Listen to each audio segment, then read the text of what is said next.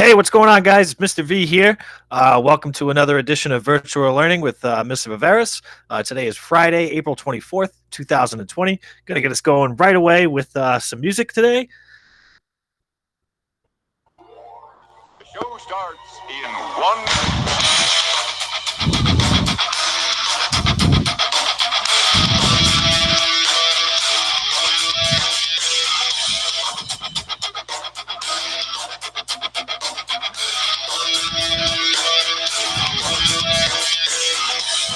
To speed, you'll see my focus. Emotion, we seem wrong. In summer, we can taste the rain. I want you to be free. Don't worry about me. And just like the movies, we play out our last scene. Right, we'll get back to that song at the end of our podcast. Looking forward to it. One of my personal favorites, Alien Ant Farm, is the band. Yes, that's the name of a band, Alien Ant Farm, and the song is called Movies. And obviously, one of my favorite things as an English teacher growing up, watched a ton of movies. Definitely, I think, inspired my personality. I can recall many different random scenes and do impersonations from time to time. I've been known to do that. Make some of my fellow teachers laugh as well, my friends. And you guys have probably seen some in the classroom, as you know. So I'm going to take you right over here to the agenda. As you can see, we've got a little bit different setup today in the bedroom. Here we go. All right, as you can see, we have a brand new agenda. Okay, we're getting to a new topic today. So we're going to start with just an update about our question of the week poll right now. 7 Yale is up 8 to 7 Harvard 6 votes in terms of the poll. The poll, just so you know, closes Sunday at midnight. Really interested to see who will win. Okay, again, 7 Yale are the defending champions. Let's see if 7 Harvard can take that from them heading into our second week of these polls. Then just going to provide you with as much information as I know about our extended school closure. And a quick reminder, Mrs. Pettinati's art exhibit, send your art to rpettinati at fouroftheschools.org. That's RPETTENATI at fouroftheschools.org. If you'd like your art to be featured in the next edition of Miss Pettinati's art exhibit. Then we're going to get to some new work today. We're going to start day 1 of Word Generation 2.06. Does Title 9 promote gender fairness in sports and education? So I'm going to talk about that to, just kind of get you guys thinking about the topic. Title 9 definitely sounds intimidating. As you can see, just going to try to do this. Oh, yeah, I can do it. So you see that right there. That's the way it appears. That's 9 in Roman numerals, and Title 9 was a law, which I'll talk a little bit about and obviously get to a lot more during our work period. We're going to read this week's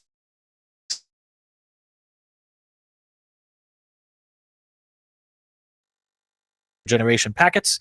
Lastly, again, going to remind you about our question of the week and check in regarding our responses to Word Generation 2.04 and 2.05. Our vocabulary lesson, or our lesson vocabulary for today, are the words inequity, disproportionate, adequate, resources, and illustrate. All right.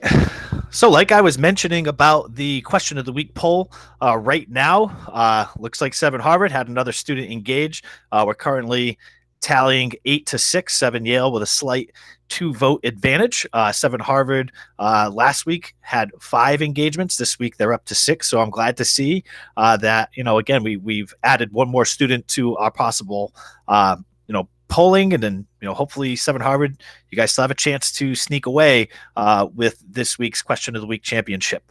Again, the question is, how do you like your bacon?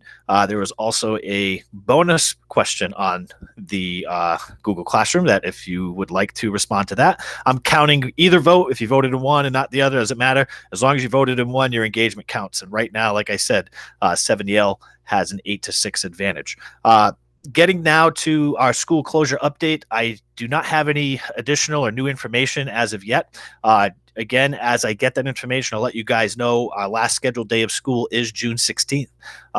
Again, during this time, not much information for me to provide in terms of what phase 3 is going to look like, but I can imagine it's going to be very similar to the work we've done during phase 2, since I feel at least it's been, rather successful.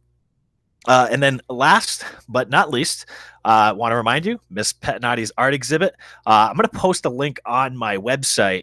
So again, I'm going to try to generate some more traffic through my website that I created.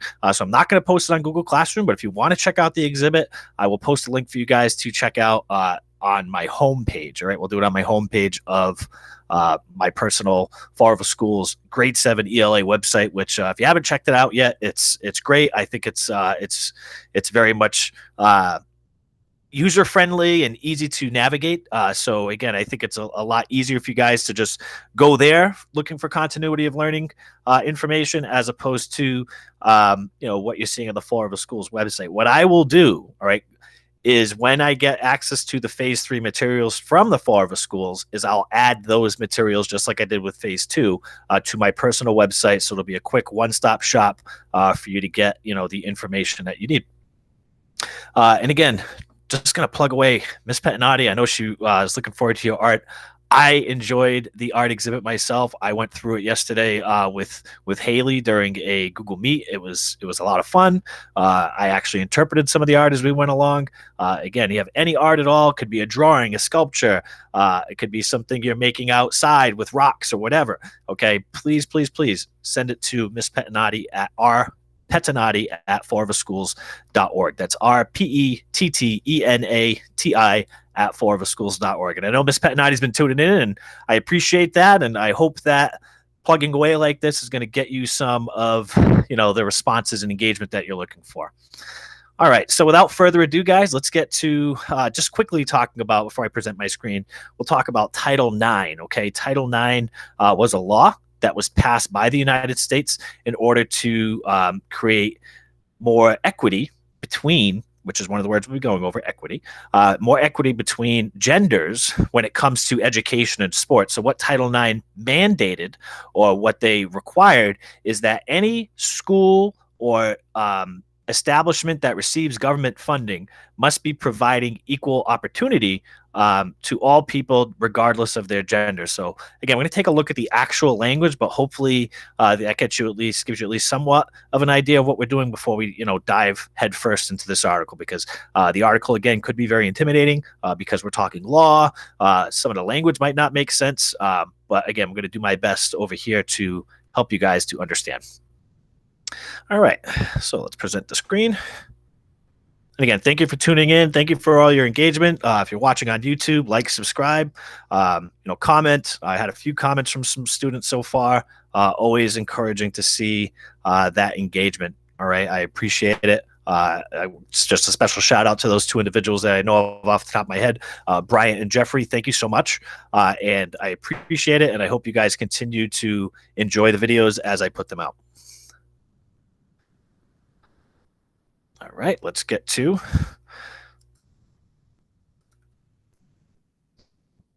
open that. I'm gonna open. I didn't have the tabs open right away today, so I apologize for that, but it'll take a second to load. But again, I hope all of you are doing well out there. The weather today is, again, kind of strange. It's April 24th, and we're seeing temperatures in the mid to upper 40s. At least it's been that way for almost a week now. Can't wait to get back to some of that warmer weather and sunshine. But it does seem like all this rain we've been getting is definitely helping, as far as the lawn outside goes, and trees and plants that need that rain in order to produce and bloom.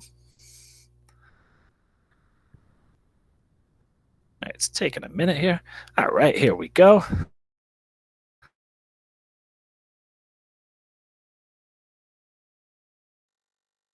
As you can see, I have the notes readily available right now. If you've gone to my website already, the link to the Word Generation 2.06 notes for day 1 are available. And again, I update this as we go through the lessons together, just because I don't want anybody to jump too far ahead. I'm hoping you're keeping pace with me and really taking your time to think about and work your way through these assignments. Just waiting to be able to click on the link here. The PowerPoint always seems to really slow down the process. I think it's something to do maybe with having Google Meet and Google Slides working at the same time. I'm starting to believe that it isn't so much my internet connection, because I'm in another location. I'm closer to my modem or router, which actually my modem and router are one. So I'm not sure why it's taken so long, and I apologize for that, guys. Again, thank you for bearing with me. The good thing is, again, you're watching a recording. Fast forward like 15 seconds, and I'm sure everything will be up and running. All right, here we go. And look at that. I say it, and all of a sudden I can select the link to open up the PDF for Word Generation 2.06.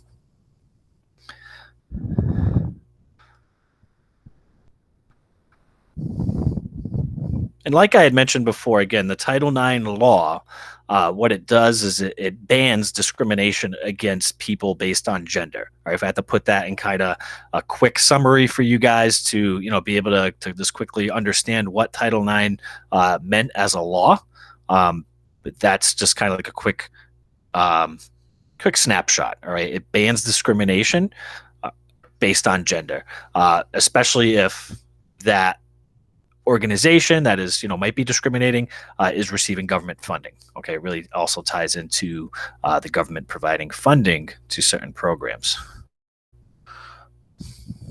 Okay, I'm gonna try that one more time. There we go. That's gonna load. This shouldn't take too long.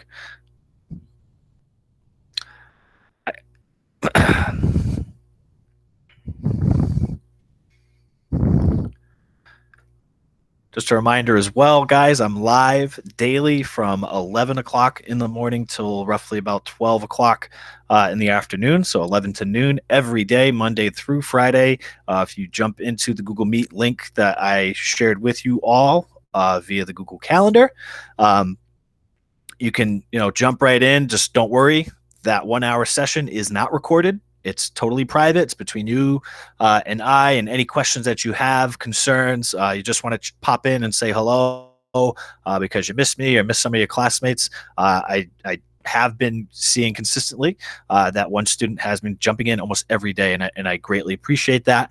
I had a second student jump in yesterday. Shout out to you, Antonio.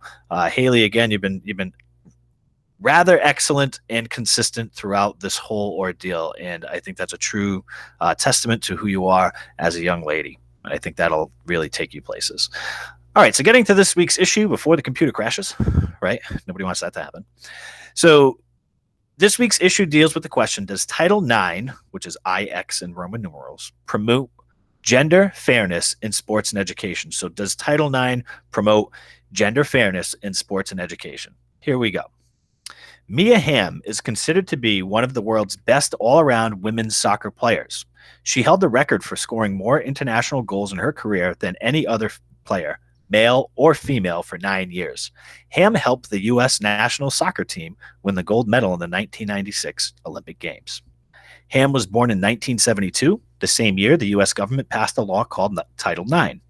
The law forbids discrimination against girls or women in schools or colleges that receive money from the U.S. government. All right, so like I had said before, the Title IX law, in short, bans discrimination against women who are attending schools or colleges that receive funding from the government. Title IX reads in parts. This is the actual text of the law. No person in the United States shall, on the basis of sex, be excluded from participation in, be denied the benefits of, or be subjected to discrimination under any education program or activity receiving federal financial assistance. In 1971, the year before Hamm was born, fewer than 300,000 girls, high school girls, participated in school sports. That number has grown to over 3 million. Some people think that Title IX led to better or more adequate representation of women in colleges. For example, the year Ham was born, only 9% of medical degrees were earned by women. That percentage has jumped to nearly 50%. Many say that these examples illustrate how important it is to have laws that give both men and women the same opportunities in athletics as well as in college admissions. One case that highlighted the inequities of college funding for female sports was resolved in the early 1990s. A judge ordered Indiana University of Pennsylvania to restore funding for women's gymnastic and field hockey. The university wanted to focus its resources or funding on men's football, but the judge said that money, problems, and a desire for football prestige were not excuses for violating Title IX. Is it appropriate for judges and lawyers to determine the sports programs at colleges? Some people feel that colleges know how to make the best decisions for their particular situation.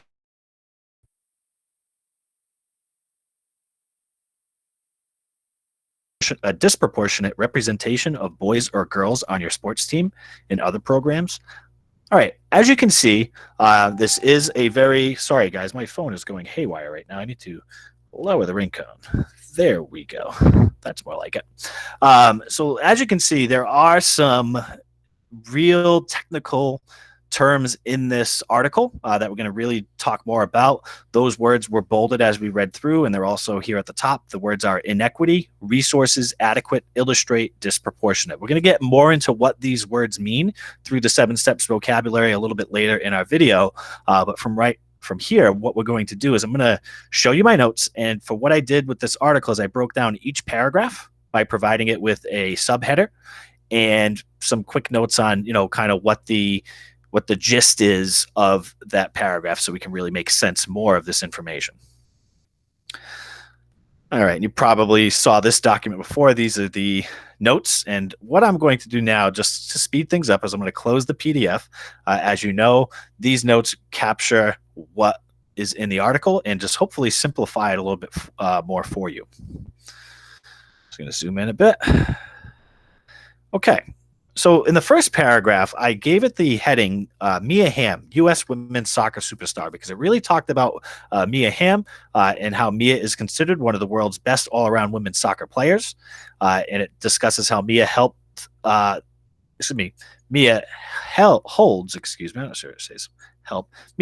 the record for scoring the most international goals scored for any player, male or female, for 9 years, and helped Team U.S. win the gold medal at the 1996 Olympic Games. So it really talked about Mia Hamm as a superstar and kind of what we would consider perhaps an anomaly because she is a female and because of how much success she's had playing soccer for Team USA.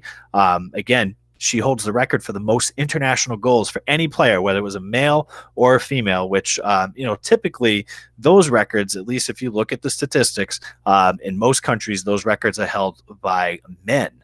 So Mia is obviously an exception to the rule, as they say. Paragraph 2 establishes a connection between Mia Hamm and the Title IX law. Okay, so that's why I gave it the title, Mia Hamm and U.S. Government Title IX Law. The law passed in 1972. All right, that's the connection. This was also the same year that Mia Hamm was born. So Mia Hamm, at least maybe we might say, was able to be so successful on the soccer pitch, as they call it, pitch, P-I-T-C-H, that she, she was probably so successful because of this Title IX law, at least that the Title IX law might have factored into her success. I'm not saying it's the only reason for her success. I mean, obviously she worked very hard. She practiced, she did well in school, she did all the things she needed to do in order to achieve her success. But maybe that success wouldn't have happened without the government passing these Title IX laws. All right. And we'll get more into the Title IX law now. So again, the law forbids discrimination against girls or women in schools or colleges that receive money from the U.S. government. In other words, the law bans discrimination or unfair treatment against women and girls who attend schools that receive government funding. All right, so it bans discrimination based on gender, and it's not just for women, because I know some of the young men out there are probably like, well, what about us? if you self-identify as a different gender, technically, I believe this law applies to you as well. Although I think right now, unfortunately, there's a lot of pushback on this law. Random piano music in the middle here. It's actually, I have Fred TV on right now, which is the Florida Education Development Television channel. So it's all the students at Durfee, and right now they're showing a very heartwarming video of all the teachers with signs and students saying that they miss their teachers. And I know that Doran, as a school, we had done this as well. Sorry about going off on a tangent there. That just kind of caught me way off guard. I'm like, where's this piano coming from? So like I was saying about Title IX, the law bans discrimination or unfair treatment against people based on their gender. Okay, that's kind of just a quick snapshot. It's as short as I can put it. Hopefully it makes sense. Paragraph 3 really just provides the full text of the Title IX law, and rather than read the full text right here, again, in other words, no person can be discriminated against on the basis of gender for participation in any educational program or activity that receives federal funding. So if you go to a school or college that receives federal funding, that school cannot discriminate based on gender, which means that that school must offer, equal opportunities, or equal numbers of programs available for men and women. So thinking like athletics, what that means is if you go to a school, let's say UMass Dartmouth, I know they get federal funding. They need to make sure that in their athletic programs that they offer an equal amount of athletic programs for boys as well as girls. Okay, so if there are 10 sports programs for the boys, there need to be 10 sports programs for the girls, no more and no less. It needs to be equal. All right, so hopefully that example helps you to understand the importance of this law a little bit further. Now, paragraphs 4, 5, and 6, okay, get more into the argument in support and against the Title IX law. So paragraph 4 is the argument in support of Title IX law.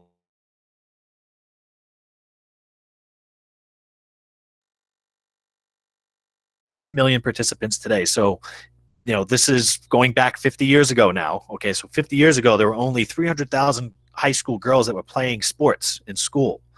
Nowadays, we have almost 3 million participants. So that number has grown 10 times what it used to be in 50 years, which is outstanding, and I'm proud of that. Some people feel that Title IX led to better or more adequate representation of women attending college. This is another shocking statistic. In 1971, only 9% of medical degrees were earned by women. That number has grown to nearly 50% today. So back in 1971, 50 years ago, colleges that had medical degree programs, only 9% of those programs were made up of women, meaning 91% were male. And that is very telling to me as far as why a lot of the doctors that I know are currently available, at least maybe more so when I was younger, are mostly male. As I seeing now, all right, as a lot of these older doctors retires, that we're getting a lot more young females in the medical field, particularly as doctors. So again, they feel, those who support the Title IX law, that these examples illustrate the importance of giving men and women the same opportunities in athletics and college admissions, so that these examples, really support why we need to have the Title IX law. And, so far, I really have to agree with that. Paragraph 5 gives us more information about college funding inequities. All right, so it kind of takes a break from providing a point like it does in paragraph 4. Paragraph 4, argument in support. Paragraph 6, as you can see, is the argument against. And sandwiched between those is a case study, which is an example of college funding inequities in the 1990s. So it reads, in the early 1990s, a judge ordered Indiana University to restore funding for women's gymnastics and field hockey due to inequities in how their funding was being used. So what was going on in Indiana is that they wanted to have funding for their women's gymnastics and field hockey programs. However, the university wanted to focus its resources or funding on men's football rather than the disproportionate amount of funding between their women's athletic programs and the men's football programs. So what does all that mean? All right. What that means is the women's gymnastics and field hockey program needed funding. Okay, they wanted funding so that they could make these programs a possibility. However, the school was not willing to give them funding because they wanted to give the funding to the men's football program. All right, and this clearly shows that there's a disproportionate amount of funding between the men's and women's athletic programs. The men's programs seem to get a lot more than the women's programs. Eventually, the judge ruled that money problems and a desire for football glory were not excuses for violating Title IX. So eventually, the judge ruled that the university needed to pay and provide funding for, I should say, the women's gymnastics and field hockey programs. So the Indiana University was actually found in violation of Title IX in the early 1990s, and obviously had to straighten things out to make things a bit more equal between the men's athletic and women's athletic programs. So the argument against Title IX law is presented in paragraph 6, and I'll be honest, this is a kind of a weak argument in my opinion, but again, this is what they say. Some people don't think it is appropriate for judges and lawyers to determine what sports and programs a college has. So some people feel like, thinking of this judge who made the ruling on Indiana University, some people feel like that individual, that judge, should not have had the authority to do that, and that the college, is really who should be deciding what programs they offer, because they know how to make the best decisions for their current situation. They know their students best, so they know what programs need funding and which ones don't. So they chalk it up, really, their argument, to what they would call like personal responsibility, in that it's not the government's job to tell the colleges what to do and how to spend their money. It's the college's job to decide that, which, again, maybe you believe that, maybe you support that opinion. Personally, I don't feel like I do. Therefore, again, they feel that the law should be more flexible. So they feel like, rather than the government telling us that we need to spend, 50% for men and 50% for women, maybe the school itself should dictate how that funding is spent, because they know their students best, and maybe there's not as much interest in women's athletics or men's athletics at their college. So again, giving them the opportunity and freedom to make their own decisions. All right, going to close out of here. Hopefully all of that made sense. It feels like I'm rambling a lot, but again, anytime you need, feel free to drop into a live session, ask me any questions that you have, and I'll do my best to answer and address them. So now we're going to take it over to the vocabulary at the 7-step slideshow. Only 5 words this week. All of the words are only being defined using one of their parts of speech. So in other words, in the past couple of weeks, we've had some words that were being used as a noun and as a verb. This week, all of these words are only being used in one particular part of speech. All right. Hopefully you guys can see this pretty well. But again, our title page, does Title IX promote gender fairness in sports and education? First page. The first page deals with the word inequity. Okay, inequity is a noun, which means lack of equality or fairness. There's also, we might use this word as a plural, as inequities. Now,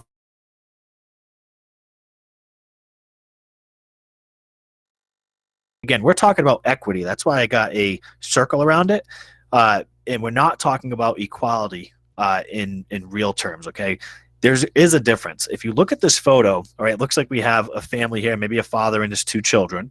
And equality is when everybody gets the same thing, okay? So everybody's getting the same box to stand on to look over the fence. And you see that this leads to problems because the youngest child, he can't see clearly over the fence.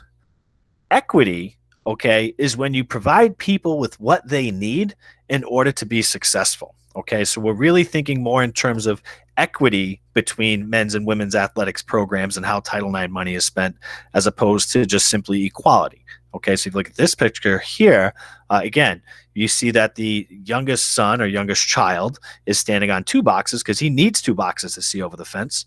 The oldest child only needs 1 box to see over the fence, and the father didn't need a box after all. Okay, so there is a difference between equality and equity, and I just want to point that out. But when we're talking equity, 99% of the time we're talking about a lack of fairness. Okay, so we're talking about something that is unfair. Okay, inequity it's not fair. So a sample sentence says a recent case highlights the inequities of college funding for female sports. So a recent case, again, maybe they're referencing the Indiana University case, but they're noticing that there are inequities between college funding for female sports. So the turn and talk question says, why should boys care about inequities that affect girls? Explain. Well, young men, I'm going to tell you right now. Okay. Boys should care about the inequities that affect girls because every boy has a mother. Okay. We all have a mom somewhere or a female who gave birth to us. And I know that I hold my mom in the highest regard. All right. When I think about issues that affect females, I know that I can't relate, and that, in terms of inequities that affect girls, girl power. Okay, girl power all day. We should definitely. I mean, I also have a fiance who I love dearly. I have a stepdaughter who is a female stepdaughter. So obviously, I care about the inequities that affect girls. I feel like, obviously, I'm also a softball coach, as you know, female softball coach. So the inequities that affect girls, boys should definitely care about them because, even though you're not a female, I'm sure that there's a female in one way or another that you love, whether it's a grandma, an aunt, girlfriend, younger sister, mom, etc. All right, let's get to resources now. The next word is resources. Resources is a noun, which refers to supplies of money or helpful items. Also could be resources, which would be singular. If you look at this picture here, we see a man running up what looks like a staircase made of dollar bills, all right, or 5, 50, 100, 5. A lot of money in that photo. Let's do the math, actually. Let's see. We got 155, 255, 305, 310, and another 5. So we got $315. But anywho, all right, a resource is money or supplies or something that's going to help somebody to get where they need to be. So the reason why I chose this photo is because the money is allowing him to climb this staircase. Maybe he's got financial goals. Maybe he wants to buy a house or a car, or maybe he just wants to save more money. Resources, again, are supplies of money or helpful items. So, sample sentence, the university wanted to focus its resources on men's football. And again, I think here they're referring to Indiana University of Pennsylvania, who wanted to focus its resources on men's football. And clearly that backfired because they were in violation of Title IX. Would you rather see, so the turn and talk says, would you rather see more resources go towards school sports or art programs? Explain. Oh, that's a tough one. Not really. That's an easy one. Okay. I don't think that more resources should go towards either. I think that resources should be distributed equally between sports programs and art programs because you have some students who are very much interested in sports. You have other students who are very much interested in art. They should both have the same opportunity and the same level of resources to be able to do what they want to do and do what they desire. Same goes for those students who maybe are not interested in sports or art, but are maybe more interested in theater or something else, maybe music. So I feel like resources amongst school programs should be distributed more equally or more fairly. All right, our next word is adequate. Adequate is an adjective, which means as much as necessary. There are no other variations of this word. Again, adequate is an adjective, so it's used to describe a noun. In the image here, I chose this. Enough. Okay, enough. All right, this means like I'm okay. Right, that's the old okay sign. So when you have an adequate supply of something, for instance, that means you have enough. Like I have an adequate supply of water here. I'm good. All right, I have enough. Actually, take a sip. Throat's getting a little dry. Why not? Okay. So the sample sentence reads, some people think that Title IX led to better or more adequate representation of women in colleges.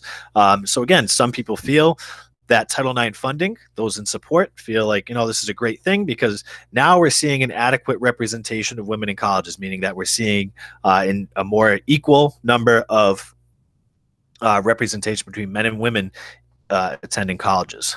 So the turn and talk question is interesting because it refers to you and your homework, and it's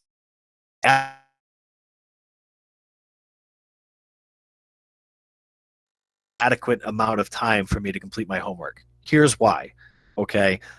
I'm always working and I'm always pumping things out. I don't know if there ever would be an adequate amount, but if I had to say, what the adequate amount for me to be, for me would be to grade like an essay assignment, 50 something essays. I say that's you got to give me like at least a week, maybe 2 weeks. Okay. That might be an adequate amount of time. Beyond that, I don't necessarily think so. All right, let's get to our last two words. Our next word is illustrate, which is a verb, which means to demonstrate. I know that a lot of you guys are illustrating images right now for Mrs. Pettinati's second art exhibit. Again, send your art, rpettinati@fallriverschools.org. That's RPETTENATI at fallriverschools.org. Had to plug it again. Had to. So again, illustrate means to demonstrate. Also could be used as illustrated, which would be past tense, and illustrating, which is active tense. Looking at our image here, we have a famous person who illustrates images. His name is Bob Ross. Right? If you did not know, but Bob Ross is a famous American painter who illustrates images for a living. At least he used to. He did pass away many years ago, actually, now at this point, but his legend lives on, the legend of Bob Ross. Never checked out Bob Ross? It's like the perfect calm down, like just you're angry, turn on some Bob Ross, watch him paint, and before you know it, you'll be imagining that you're in a lake somewhere, floating around on a branch or something. All right, so the sample sentence reads, these examples illustrate the importance of giving men and women the same opportunities. So again, these people feel, those in support, you may have recalled this sentence, those in support of Title IX feel like because now there are more girls participating in sports and there are more females earning medical degrees, they feel like, that's evidence that illustrates the importance of having Title IX as a law. So the turn and talk question, can you think of a story from your life that illustrates how hard work paid off for you? Ooh, this is an on-the-spot question. Guys, these responses to these questions, I'm thinking as I go. I'm not pre-writing these down. You don't see me reading from a sheet. I have no notes or anything like that around here. But boy, this is a deep question. So a story from my life that illustrates or demonstrates how hard work paid off for you. Well, I would say there are a number of stories that illustrate how hard work has paid off for me, but the one that really stands out is the fact that, many of you might not know this, but Mr. V was a top 10 student in the Diamond class of 2005. So when I graduated Diamond Regional Vocational Technical High School in Fall River, in 2005, I was a top 10 student. I graduated, I believe, if I recall correctly, 6th out of 303 students, which to me was a huge accomplishment. And I think that really illustrates how my hard work in school paid off. And then I also think of the fact that now I'm a teacher. I was able to go to college. I think all of those accomplishments also illustrate how hard work has paid off for me. And I'm continuing to work hard throughout all of this ordeal because hard work never ends, at least not in the world of Mr. V. Last word of the day. Our last word is the word disproportionate. This is a long word. I'm going to slow it down a little bit to just pronounce it. Disproportionate. Okay. So disproportionate is also an adjective. All right. So it's like adequate, but it's different. Adequate meant enough. If something is disproportionate, that means that something is too large or too small in comparison with something else. So I don't know why I have this here. That should not have been there. Let me delete this here. I'll have to go back and do it. Oh, no, it's let me do it now. You guys must love when I have these little like, oh, Mr. B messed up in his video. Okay. That there. Haha, gotcha. All right. So disproportionate, again, it means that something is really unequal. Okay, it's not balanced. So if you look at this photo here, I had used this photo particularly. It's not a photo; it's clip art. But I'd used this picture particularly because we have a man on one scale and a female on another scale, and I really think this captures the essence of this whole unit because the question we're investigating is, does Title IX funding promote gender fairness in sports and education?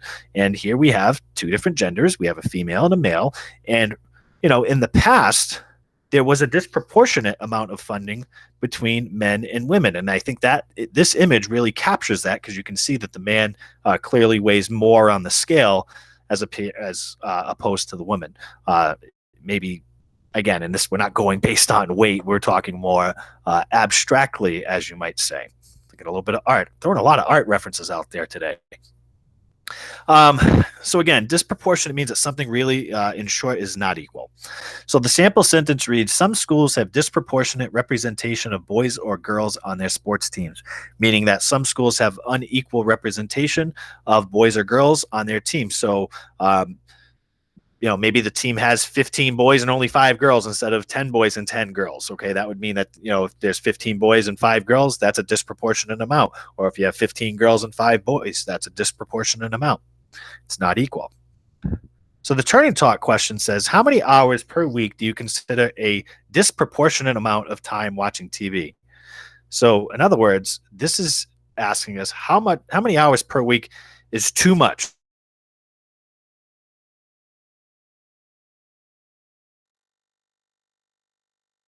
On average, maybe 3 hours of TV a day. So that's 21 hours a week. So I would say if you're watching more than 36 hours of TV a week, that's a disproportionate amount of time watching TV, because I think you could spend, some of that other time maybe going out getting some exercise, or, picking up a hobby and really exploring that interest or that hobby, whether it's collecting baseball cards, riding your bike, or hitting trails, or whatever. Okay. Obviously everybody has their own opinion for this question. Some people really love TV, but I think a disproportionate amount of time spent watching TV would be about anything more than 36 hours. If you're spending 36 hours watching TV, that's too much time each week watching television. All right. So that's going to conclude things for today. Again, thank you all for joining me out there. Just to reiterate, let's pump those numbers up on our question of the week. All right, let's get them numbers up. All right, we have one more engagement from last week, and that was from 7 Harvard. I'm so pumped to see that the same students that engaged last week for 7 Yale engaged this week. But let's get those numbers up, okay? I know you guys can do it. I know you have, your friends' phone numbers out there, and you can, shoot them a text message, send them the link. Let's get everybody involved. We need all hands on deck here. And then lastly, just to check in regarding Word Generation 2.05 and 2.04, your essential question responses should have been completed by now. If you have not completed them, make sure that you get them done. If you've done them digitally, meaning you maybe type them up on a Google Doc, if you've done that, you can feel free to share that document with me now. Otherwise, it seems like most of you guys are using paper copies, which is totally fine. But otherwise, again, hang on to those paper copies for now. Any work that you are completing, make sure that you're, keeping neat and tidy, keeping everything together. So without further ado, let's close it out with some more movies by Alien Ant Farm. And again, just want to say thank you again for joining me. If you're watching on YouTube, make sure you like and subscribe to the channel. All right. I'm going to fade it out with the music today. I'm not going to come back. Just going to let the music play. All right. Peace out, guys. Make sure to wash them hands. We'll see you soon.